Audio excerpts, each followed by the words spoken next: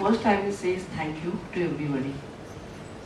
The day I came here, I don't know, but since 3-4 years, like it was my experience, I'm going somewhere, I'm doing the workshop, not completing my job, assignments, and I'm just like that.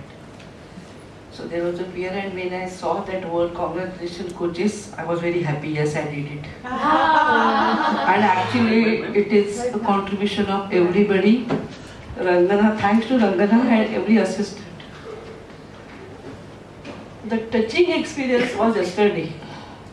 In the afternoon we met at lunch. And I was in that group and with that mentors I was just sitting and doing. And everyone came and with love we were there together. There was a transformation in that group also.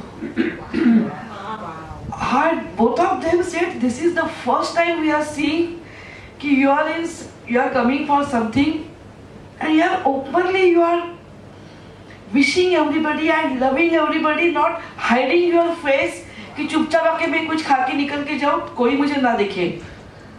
This is what experience we have got till now, and today we are seeing something different. And believe me, afterward that group also changed. That is lifting up self and others. So that was the moment.